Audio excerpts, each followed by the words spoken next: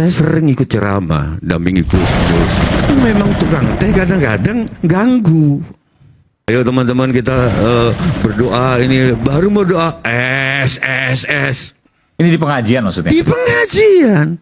Maka kalau Aiman lihat Was membeli, terus Niken Salindiri membeli, itu sebetulnya mungkin juga dalam tanda kutip ada unsur keselnya karena mereka ganggu. Saya setuju sama Felix Xiao. Mereka bukan jualan, mereka minta dikasihani, minta diborong. Ayo kita jujur-jujuran.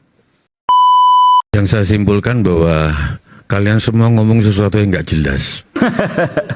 Karena agama beda dengan teknik sipil, beda sama kedokteran, beda sama hukum, harus ada ijazah.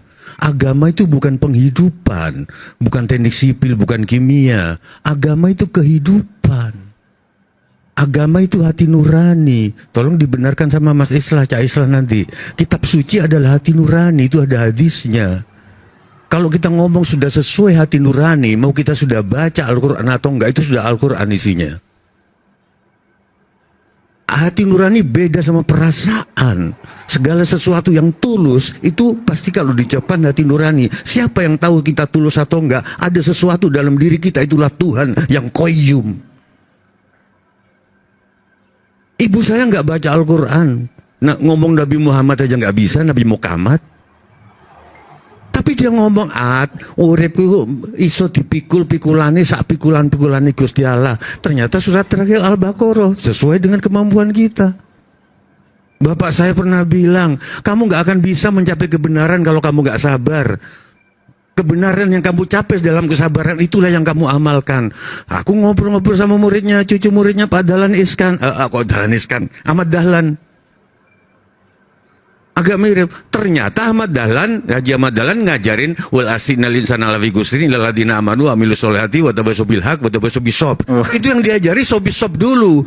Kamu harus 3 tahun belajar sabar. Kalau kamu nggak sabar, kamu nggak bisa ngeliat kebenaran. 3 tahun lagi, kalau kamu sudah ngeliat kebenaran dari hasil kesabaranmu, itulah yang kamu amalkan, wa amilus solehati. Bapak saya nggak ngerti Al-Quran, ngomongnya bisa persis. Maka nggak perlu sertifikat. Siapapun boleh ngomong soal agama karena ini bukan ilmu, ini kehidupan, ini darah kita. Asal tulus, man. Suatu hari Pak Anwar, tahun baruan waktu itu Kemendaknya masih Pak Lukman Saifuddin. Kita ngumpul di Ancol, hadir antara lain orang Misan Haidar Bagir. Dia ngomong persis seperti yang saya pikirkan, Mas Ade. Di dalam agama itu pendapat profesor sama dengan pendapat tukang becak sama aja asal dua-duanya tulus. Itu bedanya sama kedokteran. Harus ada sertifikat. Insinyur harus ada sertifikat dari PII, Persatuan Insinyur Indonesia. Agama jangan ada dong kan Maman. Toh nanti kalau dia itu soal etika nanti yang nyortir netizen kok. Soal etika? Iya, soal etika dan lain sebagainya. Dan saya soal etika nanti saya mau ngomong soal kemiskinan yang diomongin Mas Maman tadi, habis ini. Jadi,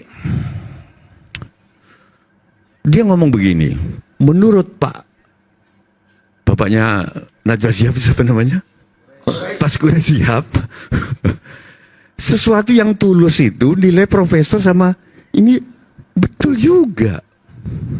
Gitu loh. Suatu hari nggak tahu masih sependapat nggak. Saya selalu mendengarkan pendapat orang tentang agama asal saya merasa dia tulus, bukan karena mau gampangnya. Ketika ada si X ngomong tidak ada perintah sholat di dalam Al-Quran, siapa tuh ada benarnya. Walaupun saya mendengarkan yang lain lagi, asal tulus, bukan karena mau gampangan, mau nggak sholat. Itu mau gampangnya aja dia. Kalau nggak salah ada seorang Ade Armando yang pernah ngomong gitu loh. Gitu loh. Oke, itu saya. Jadi tolong disadari agama itu kehidupan. Ibu saya nggak pernah baca Al-Quran tapi omongannya kayak Al-Quran semua. Sekarang zaman edan bu enggak, sing edan duduk zaman ini, sing edan menungsone. Ini kayak surat apa gitu. Sekarang saya ngomong soal kemiskinan. Saya bukannya mau membela Gus Miftah. Saya sering ikut ceramah, dampingi Gus Mus, kadang-kadang ceramah sendiri.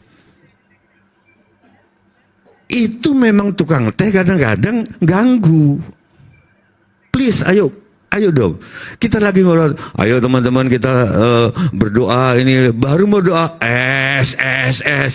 Ini di pengajian maksudnya? Di pengajian. Maka kalau Aiman lihat UAS membeli, terus Niken Salindiri membeli, itu sebetulnya mungkin juga dalam tanda kutip ada unsur keselnya karena mereka ganggu.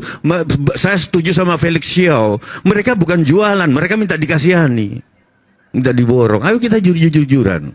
Saya setuju sama Kang Maman. Apakah kita mau mengkomunikasikan kemiskinan seperti ini? Sekarang Gus Ikdam beredar, pengajiannya diserbu oleh OSSST, minta diborong. Gimana? Karena terus itu. Jadi dan saya yakin netizen yang ngebela ini apa ngebela ST? Enggak yakin. Ketika netizen membela wayang yang disangka Ustadz bahasa lama ya, walaupun sebenarnya nggak menghina, disangka menghina wayang, diserang.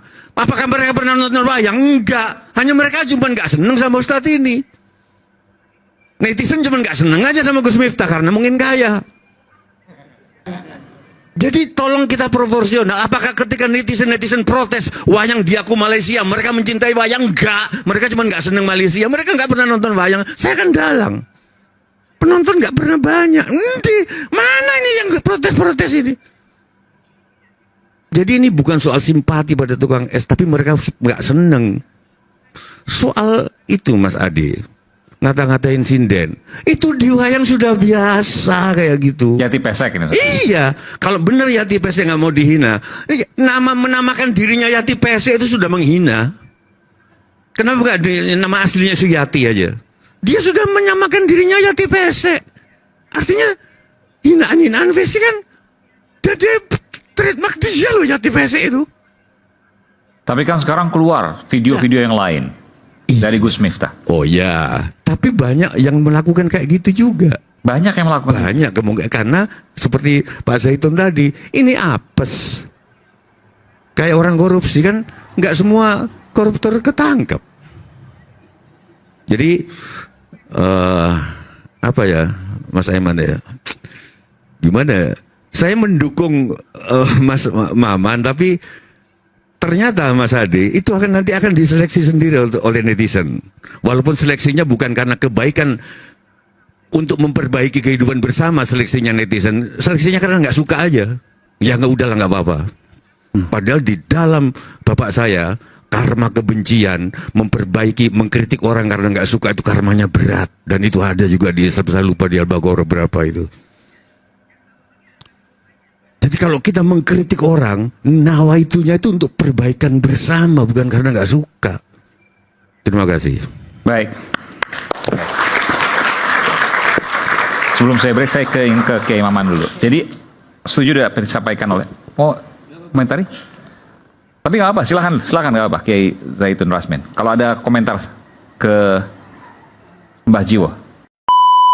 Teman-teman ya, udah kita saksikan apa ya tanggapan Mbah Sujiwo Tejo tentang ya kasus yang belakangan ini yang kita dengar seperti Gus Miftah ya yang mengolok-olok pedagang es ya, itu mungkin sebuah teguran bagi Gus Miftah dari Allah agar Gus Miftah itu lebih berbijaksana lagi dalam menyampaikan kata-kata, karena beliau seorang tokoh. Beliau harus memberikan contoh kepada orang lain.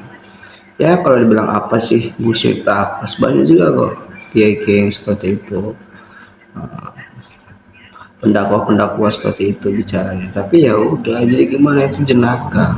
Dan buat para teman-teman netizen yang di sana, tolong jangan dihujat Gus Miftah. Beliau hanya manusia yang tidak luput dari kehilafan. Hanya saja kehilafan yang terjadi pada Gus Miftah itu pembelajaran hidup beliau untuk kedepannya. Mungkin sampai di sini saja. Jangan pernah mau dipecah belah, jangan pernah mau jadi domba. Tetap jaga NKRI harga mati. Saya sudah saja. Wabillahi taufiq wal hidayah. Assalamualaikum warahmatullahi wabarakatuh.